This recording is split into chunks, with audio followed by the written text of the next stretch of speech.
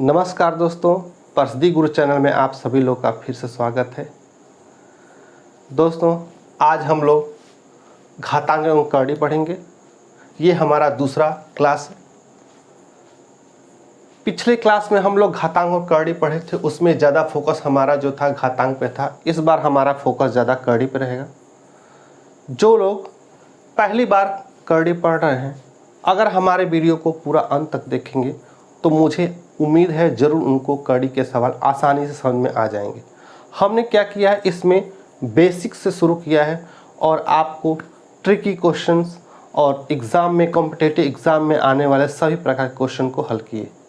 आइए हम लोग अपने अध्याय को शुरू करते हैं, घातांक और करड़ी। दोस्तों, समानतः करड़ी होती क्या है?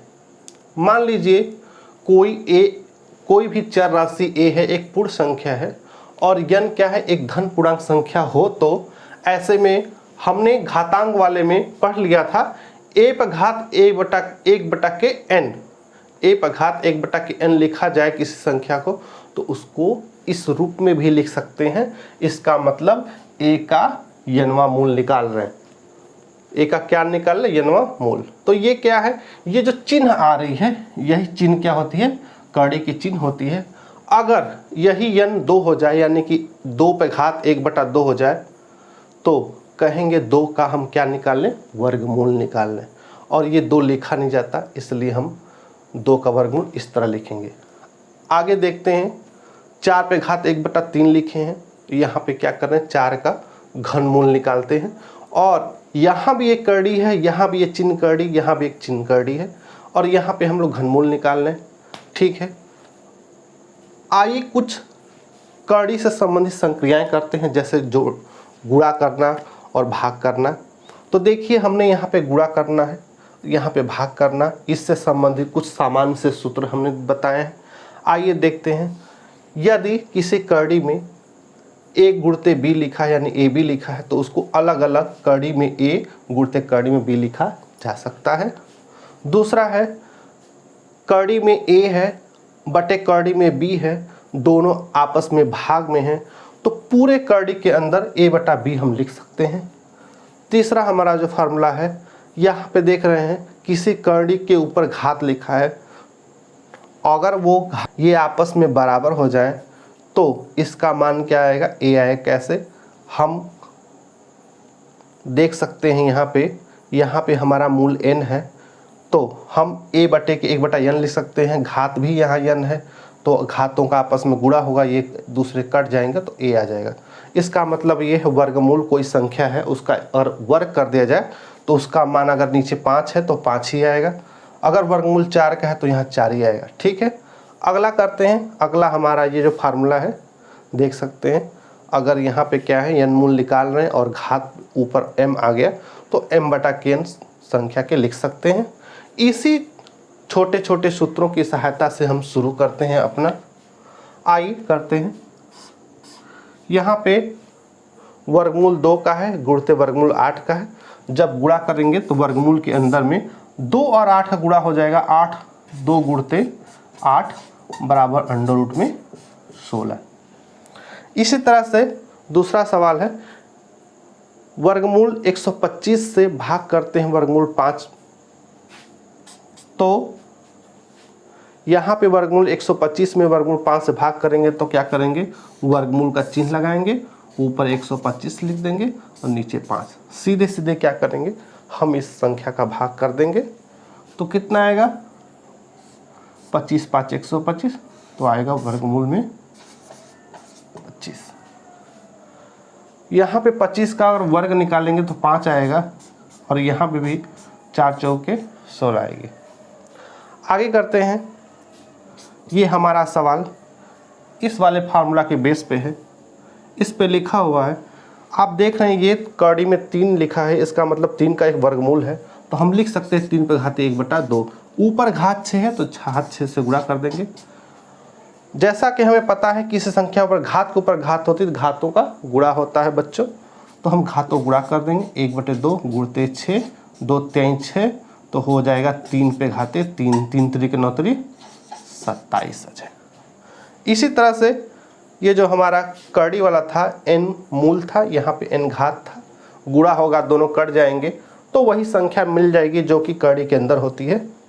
तो आइए देखते हैं, 5 में घाते 1/3 लिखेंगे और उसके ऊपर 3 घात भी है तो घातों का आपस में गुणा होगा। 5 ऊपर 3 पे करते 3, 5 में घात 3/3 दोनों कट जाएंगे तो हो जाएगा 1 आ जाएगा। तो 5 में घात 1 मतलब 5 एकम 5। ये कुछ सामान से गुणा और भाग थे। इन्हीं छोटे छोटे सूत्रों की सहायता से हम अपना इस करड़ी के क्लास को प्रारंभ करते हैं। आइए कुछ अगले जटिल सवालों की ओर चलते हैं। यदि √4 पे घात n बराबर 1024 हो तो n का मान क्या होगा? ये रेलवे 2004 का प्रश्न है, एकदम आसान सा प्रश्न है, हल करते हैं। क्या करते हैं, हमने पहले बताया हुआ है किसी संख्या पे अगर ऐसे लिखा है, अगर हम n वां मूल इसका निकाल रहे हैं तो a पे घात 1/n लिख सकते हैं। इसी तरह अगर वर्गमूल निकाल रहे हैं 5 का तो लिख सकते हैं 5 पे घात 1/2। उसी प्रक्रिया का हम लोग यहाँ पे पालन करेंगे।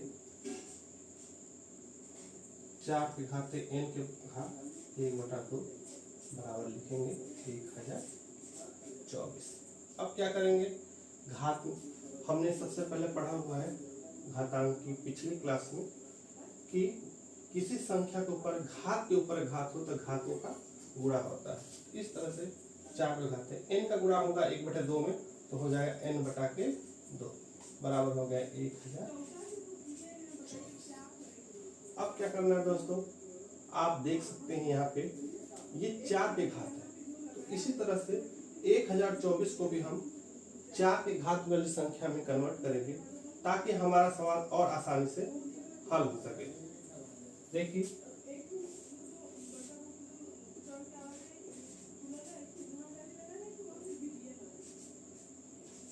4 × 8 हुआ, 2 बचा, उतारेंगे 2 हो जाएगा 4 × 5 = 20, 2 बचेगा उतारेंगे 4 हो जाएगा 4 × 6 = 24। इस तरह 4 से डिवाइड कर दें, 4 × 6 = 24 बचेगा 1, 4 × 4 = 16। अब 4 से डिवाइड करेंगे 16 × 4 = 64, 4 से डिवाइड करेंगे 4 × 4 = 16 और 4 से डिवाइड कर 4 एकम 4। इस तरह से अगर हम 1024 का अभाज्य गुणनखंड निकालें तो 4 × 4 × 4 × 4 × 4 कितनी बार आए? 5 बार आए। और अगर 1024 को घात के रूप में लिखेंगे तो हो जाएगा 4 पे घात कितना हो जाएगा? 1 2 3 4 5, 4 पे घात 5 हो जाएगा। आप देख सकते हैं यहाँ पे आधार 4 है, यहाँ भी आधार 4 है, इसका घात 9/2 है, इसका घात 5 है। जब आधार बराबर हो जाए तो हम घात को भी बराबर कर सकते हैं। तो यहाँ हो जाएगा n/2 बराबर 5। तो n का मान कितना होगा? 5 × 10, तो n बराबर कितना हो जाएगा? 10। हमारा ये ऑप्शन जो सी सही हो जाएगा। आते हैं अगले सवाल की ओर। अगला हमारा सवाल है वर्गमूल निकालना है 256 का, भागे √ में x है बराबर 2। इसको कैसे करते हैं? पहले हमने एक फार्मूला इसका दिया हुआ है कि a पर घात n बटे 1/n, b पर घात 1/n, इसको लिख सकते हैं √a हो और √b हो, इसको लिख सकते हैं पूरे के √a/b। ठीक है, वैसे करेंगे। यहाँ पे ये है वर्गमूल 256 है, यहाँ भी वर्गमूल x है, तो इसको लिख सकते हैं वर्गमूल 256/x बराबर कितना है? 2। अब क्या करेंगे, इन दो, पहला पक्ष दूसरा पक्ष, दोनों पक्षों क्या करेंगे? वर्ग कर देंगे। जब वर्ग कर देंगे हम लोग तो ये जो वर्गमूल का चिन्ह है, वर्गमूल का चिन्ह है, ये हट जाएगा। यानी घात 1/2 हो तो गुणा करेंगे, है ना, तो ये जो है हमारा 2 से गुणा हो जाएगा और ये घात जो हमारा घन का चिन्ह है, सॉरी ये जो हमारा वर्ग का चिन्ह हट जाता है। कैसे देखते हैं, ये हो गया 256/x घाते 2 और घन वर्गमूल लगा है जी, इसको लिख लेंगे और 2 के खाते 2 बराबर हो जाएगा 4। इस तरह से ये घात, ये जो कड़ी है और ये जो घात 1/2 दोनों कट जाते हैं तो कितना बटेंगे, 256/x बचेगा, इधर हो गया 4। अब हम x का तिर्यक गुणा करेंगे तो हमारा आएगा 4x बराबर 256 और इस 4 से भाग कर देंगे 256 में तो हो जाएगा x बराबर 256/4। 4 छक्के 24 और 4 चौके 16, 64 चौके 256। ठीक है, इस तरह से आगे देखते हैं। अगला सवाल है हमारा अंडर रूट में 2401 बराबर अंडर रूट में 7/x। ऐसे सवाल को कैसे हल करते हैं, दोनों साइड देख रहे हैं कि वर्गमूल लगा हुआ है। अगर दोनों हिस्सों में वर्ग कर लिया जाए तो ये जो वर्गमूल का चिन्ह है दोनों हट जाएगा। आइए दोनों पक्षों का वर्ग करते हैं तो इधर हो जाएगा 2401 और इधर हो जाएगा 7/x। जैसा कि बच्चों देख रहे हैं आप, x/7 लिखा हुआ है। अगर हम 7 के पावर संख्या बदल दें तो इधर भी 7 हो जाए उधर भी 7 हो जाए तो ऊपर के जो आपके पावर होंगे यानी घात होंगे आपस में x के बराबर हो जाएंगे और हमारा सॉल्यूशन x का मान निकल जाएगा। देखिए सबसे पहले क्या करते हैं, 2401 का अभाज्य गुणनखंड निकालते हैं और 2401 को अभाज्य गुणनखंड निकाल के घातांक के रूप में लिखेंगे 7 के, ताकि 7 इधर भी हो जाए और घात आपस में बराबर हो जाए। ठीक है, चूंकि 7 ही है हमारा आधार तो हम 7 से डिवाइड करके निकालेंगे। 7 3 के 21 बचा कितना 3, उतारेंगे 0 हो जाएगा 30। 7 चौके 28 बचा कितना 2 और आखिरी में 1 है, 7 3 के 21। अब 7 से डिवाइड करेंगे, 7 चौके 28 बचा कितना 6 और उतारेंगे 3 हो जाएगा 30, 7 9 30। अब 7 से 7 7 49, 7 1 7। 2401 का अभाज्य गुणनखंड 7 गुणित 7 गुणित 7 गुणित 7 है। इसको 7 पे घाते 4 लिख सकते हैं घात के रूप में, तो 7 पे घाते 4 बराबर 7 पे घाते 1। अब जो बताया था कि आधार बराबर हो जाए तो ऊपर के घात आपस में बराबर हो जाते हैं, तो इस तरह से 4 बराबर x हो गए, यानी कि x बराबर 4 हमारा आंसर हो गया। हम लोग कुछ कॉम्पिटिटिव एग्जाम की ओर चलते हैं। ये घनमूल है 8 का प्लस घनमूल है 27 का मान होगा। ये जो है राष्ट्रीय आयम योग्यता आधारित परीक्षा 2020 में पूछा गया था। आइए इसको हल करते हैं।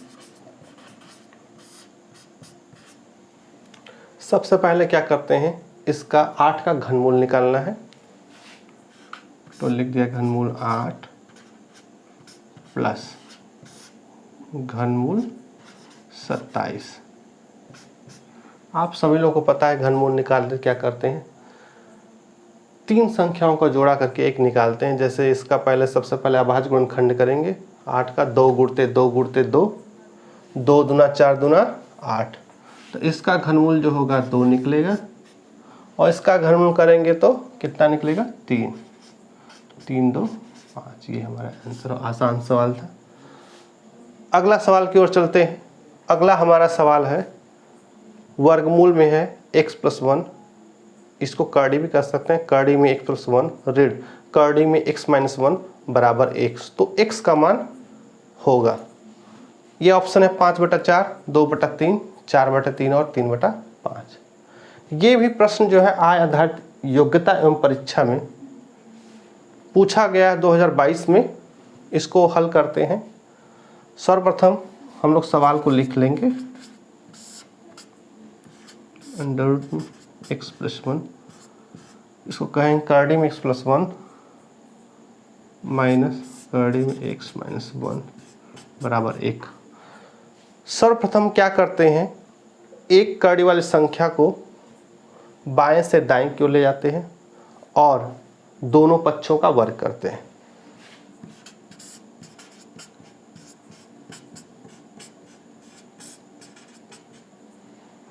और दोनों पक्षों का हम लोग करेंगे वर्ग। जैसे हमने बताया था, जैसे ही किसी कर्डी का वर्ग किया जाता है कर्डी हट जाती है, तो इधर बचेगा x प्लस 1 और इधर क्या होगा, आप लोगों को पता होगा a प्लस बी का होल स्क्वायर। नहीं है तो जान लीजिए, दो चरों का योग का जब वर्ग करते हैं तो a का स्क्वायर प्लस b का स्क्वायर प्लस 2ab आता है। यदि वह a माइनस बी हो, उसका square a square plus b square minus 2ab आता है। वहीं अगर a माइनस बी और a प्लस बी का गुणा किया जाए तो आता है a square minus b square. इन चर समीकरणों की सहायता से हम इस कर्डी के सवाल को हल करेंगे। ये जो है हमारा a है और ये कर्डी वाला हमारा b है, तो a का स्क्वायर यानी 1 का स्क्वायर, b का स्क्वायर, कर्डी में कोई संख्या स्क्वायर करते हैं तो कर्डी हट जाती है, तो हो जाएगा x माइनस 1 प्लस 2 गुणते पहला जो a है 1 और दूसरा कर्डी x माइनस 1। इस तरह के हमारा हो गया x प्लस 1 और इधर हो गया 1 प्लस x माइनस 1 प्लस 2 गुणते कर्डी में x माइनस 1। 1 से 1 कट जाएगा और x इस साइड से कट जाएगा, तो बचा कितना, 1 बराबर 2 कर्डी में x माइनस 1। यहाँ से 2 का भाग कर देंगे तो हो जाएगा 1/2 बराबर कर्डी में x माइनस 1। अब क्या करेंगे, दोनों पक्षों का हम वर्ग कर देंगे, तो ये हो जाएगा 1/2 गुणते 1/2 बराबर 1/4। और इधर क्या करेंगे, जब वर्ग करेंगे तो हमारी कर्डी जो है हट जाएगी, तो हो जाएगा x माइनस 1। और ये जो माइनस है इस साइड आएगा दाएं से बाएं की तरफ, तो ऋण 1 इधर आएगा जुड़ जाएगा, तो ये हो जाएगा x बराबर 1 प्लस 1/4 और जोड़ेंगे तो इसको आएगा 5/4। इस तरह हमारा 5/4 जो है आंसर हो गया। ऑप्शन ए 5/4 सही है। इस तरह के क्वेश्चन जो है अगर समझ में न आए तो हमारे कमेंट बॉक्स में आप लोग ऐसे सवालों को लिख के भेजिए, ताकि हम हल करके आपको दिखा देंगे, और जिनको न समझ में आए मैं उनको हल करके भेज दूँ। अगला सवाल करते हैं, एकदम आसान सवाल है। अगर किसी कर्डी वाले संख्या के ऊपर घात लगा है तो हम क्या करते हैं, कर्डी भी एक तरह का घात ही है। देखिए कैसे सॉल्व किया जाता है।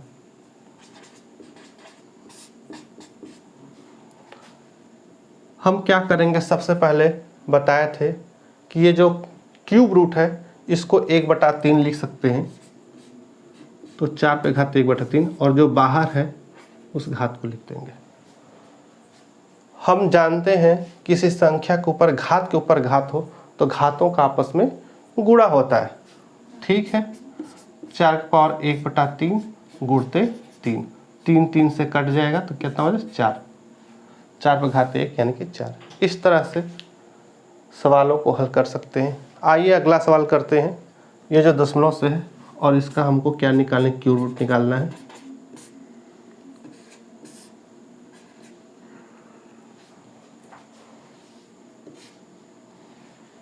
हमें सबसे पहले इस संख्या का अभाज्य गुणनखंड करना होगा।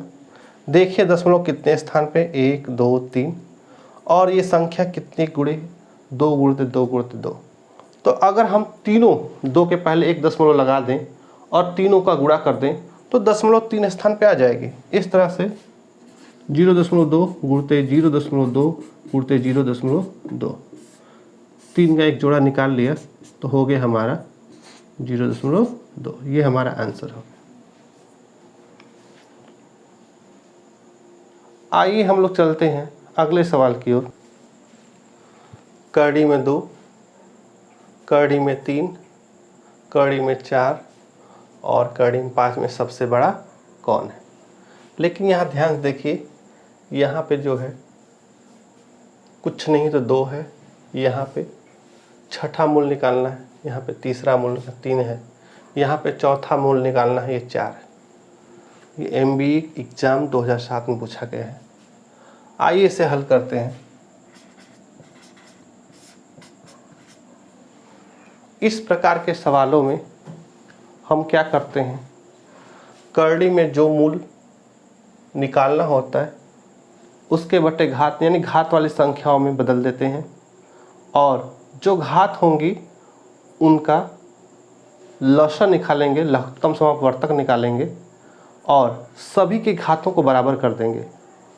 जब सभी घातों को बराबर कर देंगे तो ऑटोमेटिक हमें पता चल जाएगा कौन सी संख्या यानी घात वाली या करड़ी वाली संख्या कौन सी बड़ी है कौन सी छोटी। आइए इसे हल करते हैं। हम इसको लिख सकते हैं 2 के पावर 1/2, इसको लिख सकते हैं 3 पे घाते 1/6, इसको लिख सकते हैं 4 पे घाते 1/3 और इसको लिख सकते हैं 5 पे घाते 1/4। यहाँ पे 1/2 घात है, 1/6 है, 1/3 है, 1/4। अगर सबके घात बराबर हो जाए तो हमें पता चल जाए कौन संख्या बड़ी है। इस तरह से हम बता सकते हैं कौन सी करड़ी की संख्या बड़ी है। ठीक है, सबसे पहले क्या करेंगे, हम 1/2 में 2, 6, 3 और 4 का लसागु निकालेंगे। तो 2, 6, 3 और 4 का लसागु होगा 12। तो हम क्या करेंगे, सभी के हरों को यानी घात वाले जो संख्याएं हैं जो 1/2 है, 1/6 है, 1/3 है, 1/4, इनके हर जो दिख रहे हैं 2, 6, 3, 4, इनको 12 में कन्वर्ट करेंगे। तो कैसे 12 में कन्वर्ट करेंगे, ऊपर जो है गुणा करेंगे किसी संख्या से ताकि नीचे 12 हो जाए।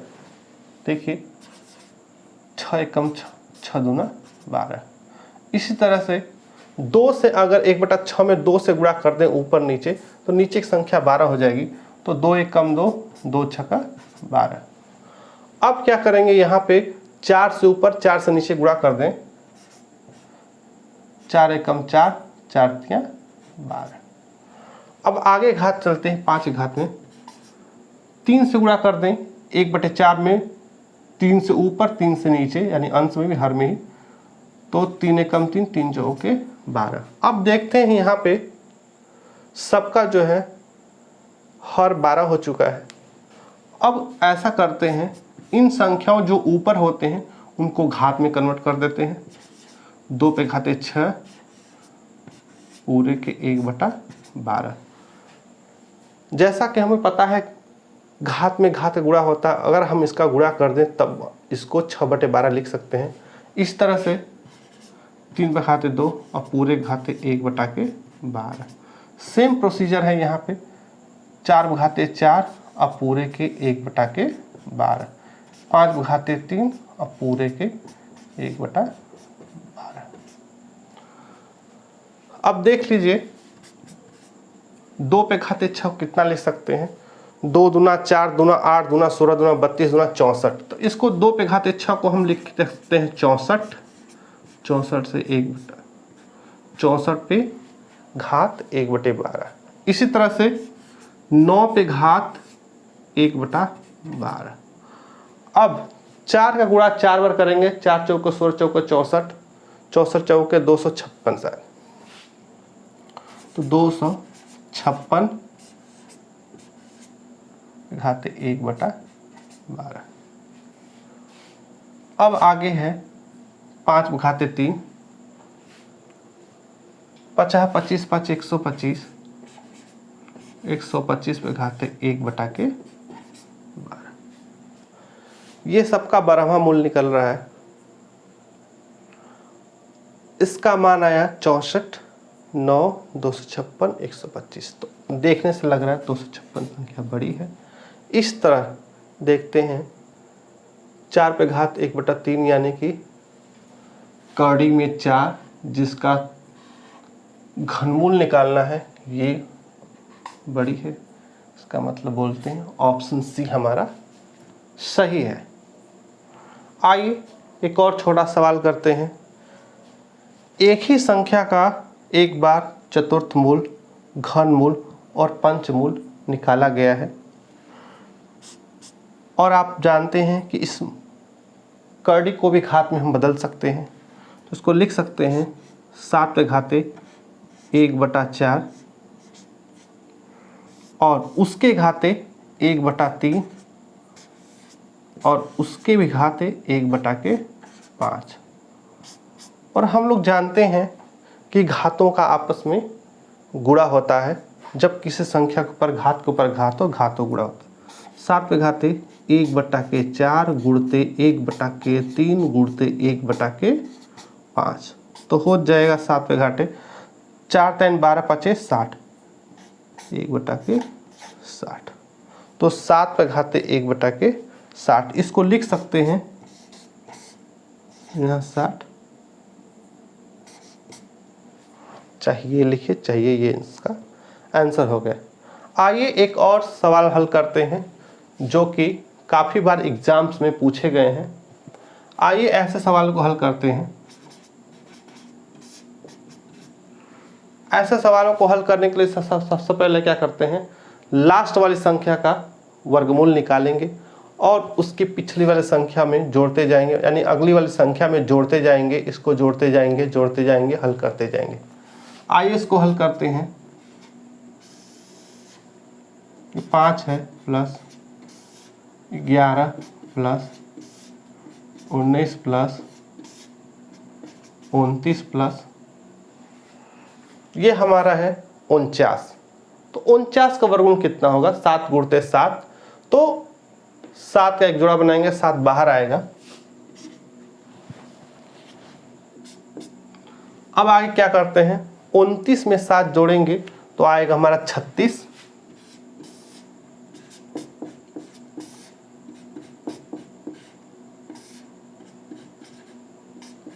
जब इसको 29 में जोड़ेंगे 36 आएगा, 6 का 36, इसका आ गया आपका 6। अब आगे चलेंगे 5 प्लस अंडर रूट में 11 प्लस 19 में आप 6 जोड़िए तो कितना आएगा 25। 25 का वर्गमूल 5 प्लस 11 में 5 जोड़ेंगे तो 16 आएगा, 4 चौके 16। और ये हो गया हमारा 4 + 5 9 और 3 तरीके, ये हमारा 3 जो है आंसर होगा। इसी तरह के और भी सवाल हैं, आइए इसको हल करते हैं। इस प्रकार के प्रश्नों में दोस्तों जब x पावर a बटे b और घात a प्लस b हो, x बघाते b बटे x बघाते c घात b प्लस c हो, इस तरीके का अगर सवाल प्रश्न में आए या ऐसा हो x बघात b प्लस c और यहाँ b minus c, x बघात c plus a c minus a, यहाँ पे x बघात a प्लस b और यहाँ पे a माइनस b, इस तरह का सवाल हो, चाहे ऐसा x बराबर y पावर a, y बराबर z पावर b और z बराबर a पावर c, तीन क्वांटिटी एक साथ आ रही है।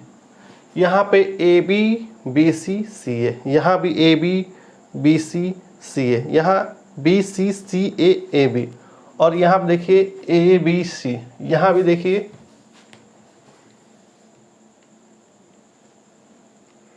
a plus b b plus c। इस तरह के सवालों में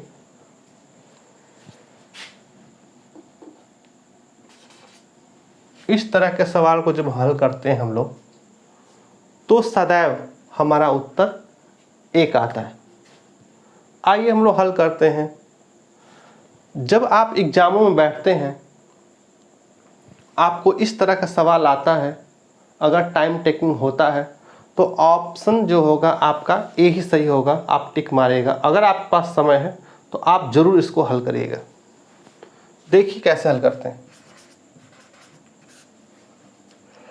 देखिए, एक घातांक संख्या दूसरी घातांक संख्या जो ऊपर जाए घात में घात क्या होगा, घटेगा। x भावर a माइनस बी, ये जो है पहली x power a x power b ऊपर जाएगा तो a में से b घात में घात घटता है, यानी कि घातांक की संख्याओं को भाग करने पर घात में घात घटता है। ऊपर a प्लस बी है, a प्लस बी। इसी तरह से x पावर b है, x पर घाते c है, ऊपर जाएगा तो घात में घात घटेगा, तो b माइनस सी, और यहाँ b प्लस सी ऑलरेडी है। इसी तरह से x घात c माइनस ए, और यहाँ ऑलरेडी c प्लस ए। जैसा कि हमने चरों को बताया था कि a minus B A plus B का गुणा करते हैं तो a square minus B square आता है, तो ये हो जाएगा a square minus B square. एक फॉर्मूला होता है a plus B into A minus B बराबर A square minus B square, गुणते एक्स पर घात B square minus C square into X पर घात C square minus A square. सभी का आधार x है और घात तीनों अलग अलग हैं, गुणा करेंगे घात में घात जुड़ जाएंगे। एक्स पर घात A square minus B square plus B square minus C square plus C square minus A square, A square minus plus A square minus square cut जाएगा, minus B square plus B से minus C plus C से, तो x पर घात कितना, शून्य, इसका मान होगा 1। सेम सवाल देख रहे हैं आप, सेकेंड स्टेप में यही हो जाता है, और इसका मान कितना आएगा, 1 ही आएगा। कर देते हैं एक्स पर घात बी प्लस सी और बी माइनस सी, एक्स पर घात सी प्लस ए सी माइनस ए, इस तरह एक्स पर घात ए प्लस बी ए माइनस बी। जब हम गुणा करेंगे यानी घात में घात जुड़ेगा, घातों का गुणा होगा और ढेर सारे घात आ जाए तो एक बार B square minus C square minus A square, x पर घात A square minus B square. यहाँ पे आधार x है, आधार x है, आधार x। जब एक जैसी संख्याओं का गुणा करते हैं तो घात में घात जुड़ जाता है। सेम है यहाँ पे B square minus C square plus C square A square plus A square minus B square, B से कट गया, माइनस सी प्लस सी से माइनस ए प्लस ए से, तो हो गया एक्स पर घात 0 बराबर 1। ऐसा ही यहाँ होने वाला है। इस सवाल में हल करते हैं। इसमें लिया हुआ है x बराबर y पावर a, तो सबसे पहले x बराबर लिखते हैं y पर घात a। चूंकि हमें y का मान दिया है z पर घात b, तो हम लिख देंगे z पर घात b, और उसके घात y पे घात a है तो ऑलरेडी a लिख देंगे। अब हमारा हो गया z पर घात ab। अब z का मान रख देते हैं,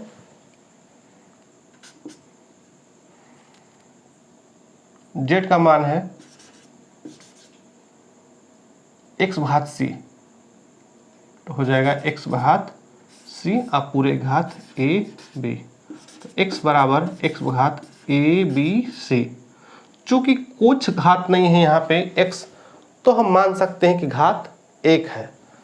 अगर आधार दोनों बराबर है तो घात आपस में बराबर, तो a इंटू बी इंटू सी बराबर 1 ले सकते हैं, ये आंसर। तो दोस्तों ऐसे संख्याओं में जहाँ a b c तीनों टर्म्स आए या घातों गुणा हो घातों का भाग हो, तो ध्यान रखिएगा आंसर ऑलवेज 1 होता है। हमारा अगला सवाल है दोस्तों, कड़ी में 5, फिर कड़ी में 5, कड़ी में 5, कड़ी में 5, कितनी बार, अनंत बार। इस तरह के सवाल आए तो आप 5 मिनट में हल कर सकते हैं, या ये कहिए अगर ट्रिक से आप हल करिए तो मुश्किल से 4 सेकंड में आप हल कर सकते हैं। ऐसे सवालों में बहुत ही आसान से कुछ सूत्र होते हैं जिनके माध्यम से इस तरह के सवालों को बड़ा ही आसानी से हम लोग हल कर सकते हैं। चलिए हल करके देखते हैं। जब किसी संख्या में घात के अंदर घात, घात के अंदर घात, घात के अंदर घात की संख्या वही हो और लगातार अनंत बार हो तो वही संख्या उसका उत्तर होता है। यही इसका ट्रिक है। हल में क्या करेंगे, ये संख्या अनंत बार है। मान लेते हैं x बराबर 5 अंडर रूट में 5 अंडर रूट में 5 अंडर रूट में 5, ये अनंत बार। यदि हम एक पद छोड़ के यहाँ x लिखें तो उससे कोई दिक्कत नहीं होगी।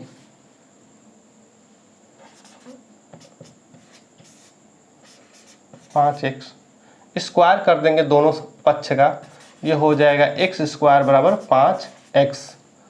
चूंकि हमारा x स्क्वायर इधर x है, अगर x से एक काट दिया जाए तो हो जाएगा x बराबर 5।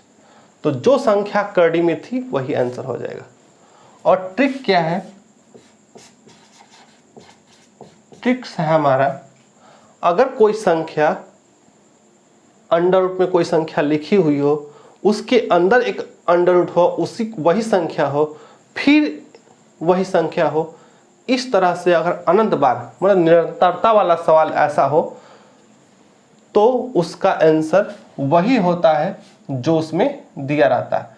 तो इसको लिख सकते हैं under root A under root A under root ए कितनी बार, अनंत बार। तो उसका जो आंसर आएगा वो ए ही रहता है। तो इस हिसाब से इसका आंसर 5 है। तो आप लोग जो है इस ट्रिक से मदद से 2 सेकेंड में इस सवाल को हल कर सकते हैं। अगला हमारा सवाल है, यदि ये जो अनंत बार संख्या न दिया हो, जैसे इसमें दिया है 4 अंडर रूट में फिर 4 फिर अंडर रूट में 4 अंडर रूट में 4 कितनी बार, 1 बार 2 बार 3 बार 4 बार 5 बार, तो ऐसे सवालों में सीधे 4 आंसर नहीं आएगा। इसके लिए एक अलग तरीका है। आइए उस तरीके से हम लोग हल करते हैं। उसके लिए एक फार्मूला है हमारे पास, a पे घात 2 के पावर n ऋण 1 बटा के 2 पे घाते n। ये जो पूरी संख्या ये a पे घाते, a क्या है, ये 4 वाली संख्या ही a है। ठीक है, आगे हल करते हैं इसको। तो ये a जो है 4 है। अब n क्या है, a बराबर हमारा 4 है, n बराबर क्या है, कितनी बार हमने कड़ी लगाई, 1 बार 2 बार 3 बार 4 बार 5 बार, तो n बराबर हमारा रहेगा 5। तो यहाँ पे n बराबर 5 लिख लो, 2 पे घाते 5 ऋण 1 बटा आपके 2 बटे 5। जब 2 पे घाते 5 यानी 2 गुणा 5 बार करेंगे आएगा मेरा 32। तो ये हो गया 2 पे घाते 5 का मान 32 और 32 से ऋण 1 घटाएंगे बटे के 2 पे घाते 5 यानी 32। तो ये हो जाएगा 4 पे घात 31 बटा के 32 और ये आप लोगों का आंसर हो जाएगा। ठीक है, तो ये छोटा सा हमारा ट्रिक है। अगर आप इसको हल करेंगे तो कम से कम मुश्किल से आपका 3 से 4 मिनट ले लेगा। अगर इस ट्रिक से हल करेंगे तो 4 से 5 सेकंड आपका लगता है।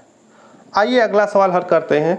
यहाँ पे जो था सभी घात जो थे, घात क्या कड़ी थे, कड़ी के अंदर कड़ी, कड़ी के अंदर कड़ी, कड़ी के अंदर, यहाँ पे क्या है, हर संख्या कड़ी की आपस में जुड़ी हुई है। ये भी एक निरंतरता का सवाल है। इसके लिए भी एक छोटा सा ट्रिक है।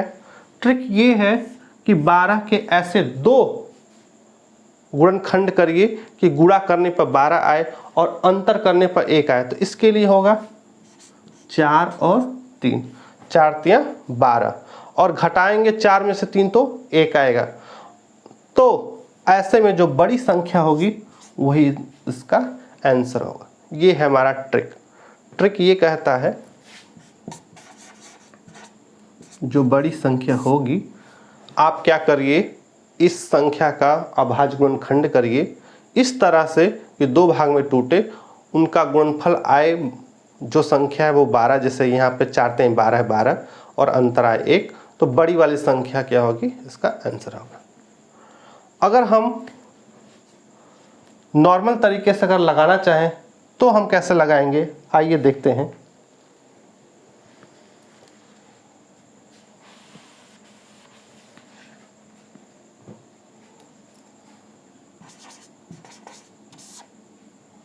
मान लेते हैं ये जो है पूरा टर्म x बराबर है, तो हो गया x बराबर अंडर रूट में 12 प्लस 12 प्लस 12 प्लस अनंत तक। अगर हम एक टर्म को छोड़ दें, बाकी ये सारे टर्म अनंत तक हैं, तो हम इतने टर्म्स को भी x लिख सकते हैं। ये लिख सकते हैं x बराबर 12 प्लस एक्स। x क्या है, x बराबर क्या है हमारा, पूरा अनंत तक। अगर हम एक टर्म छोड़ करके यहाँ से भी शुरू करें तब भी अनंत जाएगा, तो हम इसको लिख सकते हैं। अब दोनों पक्षों क्या करेंगे, वर्ग कर देंगे, तो ये हमारा हो गया एक्स स्क्वायर, और किसी कड़ी का स्क्वायर करने पर कड़ी हट जाती है, 12 प्लस एक्स हो गए। सारे पद को इधर लाते हैं तो हो गया x square minus x minus 12 बराबर 0। अब क्या करना है हमें, यहाँ पे x square minus x minus 12 का गुणनखंड करना है। इस तरह से करना है कि गुणा करने पे 12 आए और जोड़ने पर ऋण आए। तो हम गुणनखंड करेंगे x square minus 4x minus plus 3x ऋण 12 बराबर 0। अब इसको आप हल करेंगे तो x का वैल्यू आएगा 4 और दूसरा ऋण 3 आएगा। इसमें से हमारा जो 4 वाला होता है वो आंसर है। तो हमारा जो ट्रिक है वो भी ठीक है, ट्रिक से हल करेंगे तो 4 और 3 में तोड़ेंगे और जो बड़ा वाला होगा वो हमारा आंसर हो जाएगा। आगे हल करते हैं। ट्रिक ये है हमारा,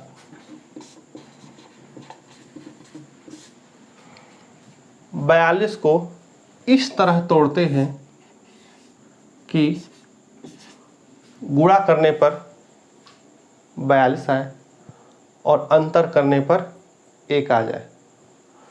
तो हम देखते हैं यहाँ पे जो है कॉन्टिन्यूटी तो है, अनंत तक जाता है, लेकिन यहाँ पे क्या हो गया, ऋण हो गया। इससे पहले वाले सवाल में क्या था, यहाँ सब में धन हो रहा था तो दो हिस्सों में तोड़ रहे थे, 4 और 3 112 तोड़े तो बड़ा वाला आंसर हो गया। यहाँ पे देखते हैं 7 6 का 42, 7 और 6 में तोड़ा हमने, लेकिन यहाँ पे ये ऋण संख्या है, इसलिए यहाँ पे बड़ी वाली ना होकर के छोटी वाली आंसर। जब आप जो है इस तरीके से, हमारे प्राथमिक तरीके से जो मैंने बताया, इस तरीके से हल करेंगे तो भी हमारा आंसर क्या आएगा, 6 आएगा। आगे हल करते हैं। आगे के सवालों के लिए जैसे इसमें क्या हुआ, प्लस हो गया माइनस हो गया, प्लस हो गया माइनस हो गया। अगर इस तरह का सवाल होता है उसके लिए अलग से एक फार्मूला मैंने लिखा हुआ है। फार्मूला यही है,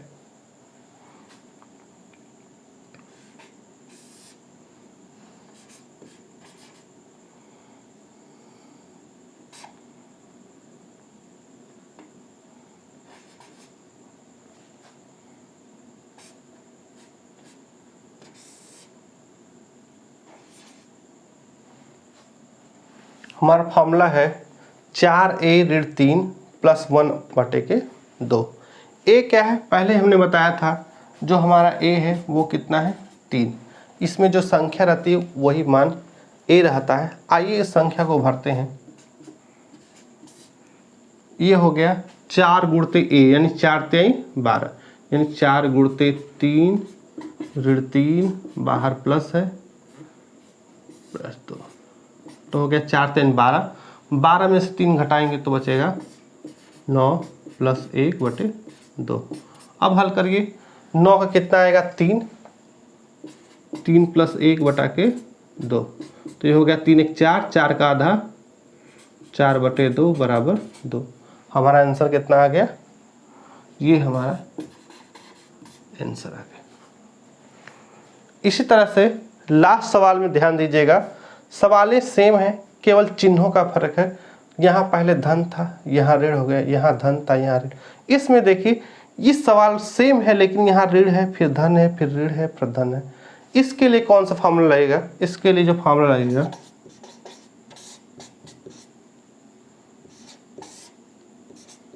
4a-3 -1/2। जहाँ a बराबर कितना है, इस सवाल में भी a बराबर कितना है?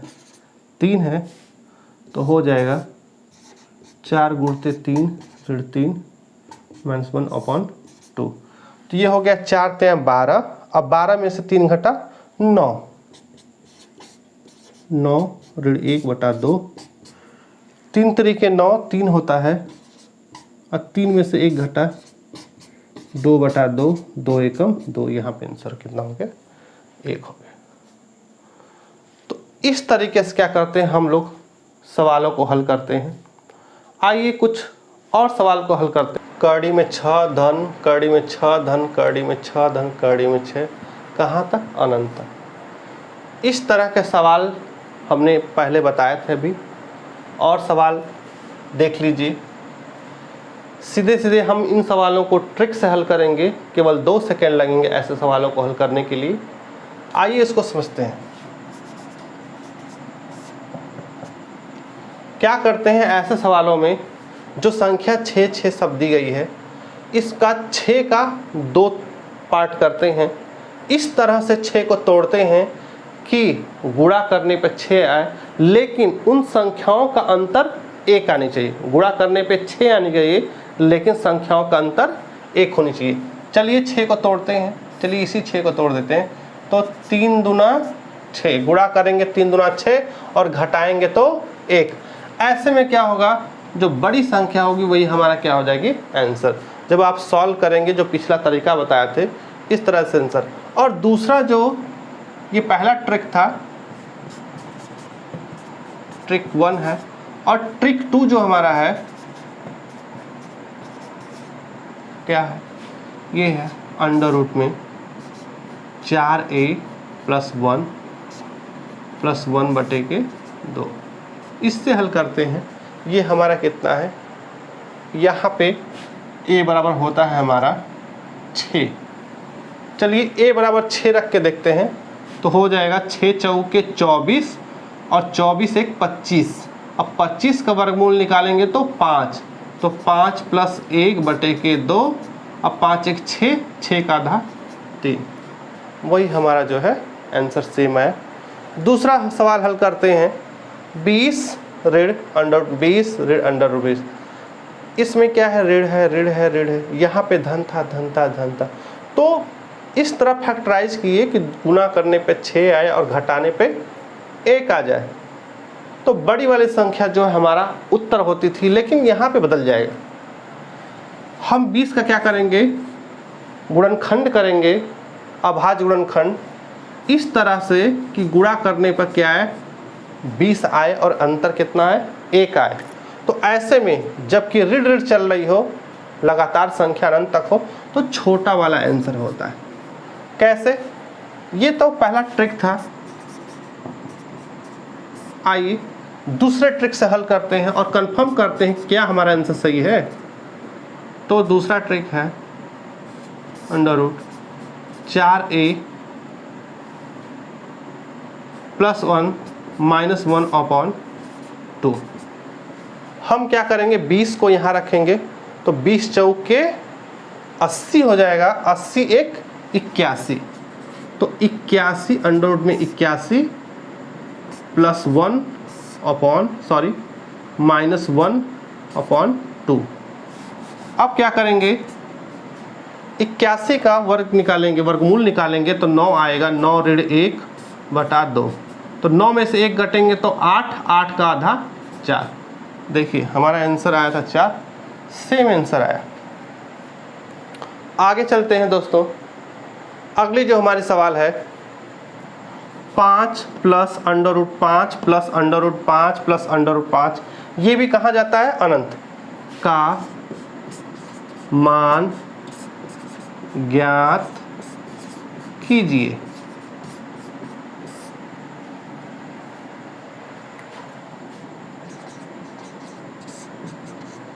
आप ध्यान से देखिए, 5 के ऐसे 2 गुणनखंड कीजिए कि गुणा करने पर 5 आए और घटाने पर 1 आए। क्या आप लोग कर सकते हैं? नहीं, ऐसा संभव नहीं है। तो ऐसे सवालों में हम क्या करेंगे जहाँ पे गुणा करने पर 5 नहीं आ पाए या अंतर 1 ना आ पाए?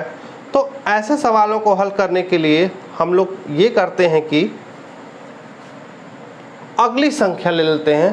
प्लस है इसलिए अगली संख्या लेते हैं। तो 5 1 कितना हुआ? 6। अब 6 का हम क्या करेंगे? गुणनखंड करेंगे। हम अगली संख्या क्या करते हैं? अगली संख्या।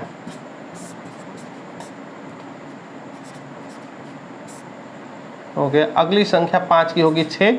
अब 6 का 2 फैक्टर करेंगे, 2 गुणते 3, 2 तेई 6 आ गया और घटाने पे 1। तो ऐसे सवालों में कोई एक आंसर नहीं होता दोस्तों कि हम ये मान लें कि 2 है या मान लें 3। नहीं, ऐसे में आंसर 2 और 3 के बीच आता।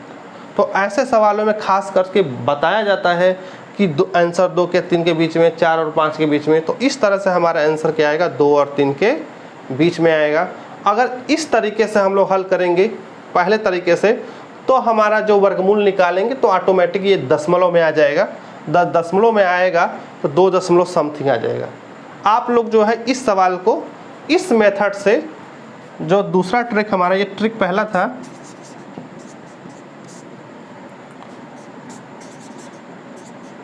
जो सेकंड ट्रिक है 4a + 1 + 1/2, इससे सॉल्व करके देखिएगा। ये जो आंसर है 2 दशमलव समथिंग आएगा, 2 और 3 के बीच में आएगा। अगला सवाल चलते हैं हम लोग, ये भी रेड का है।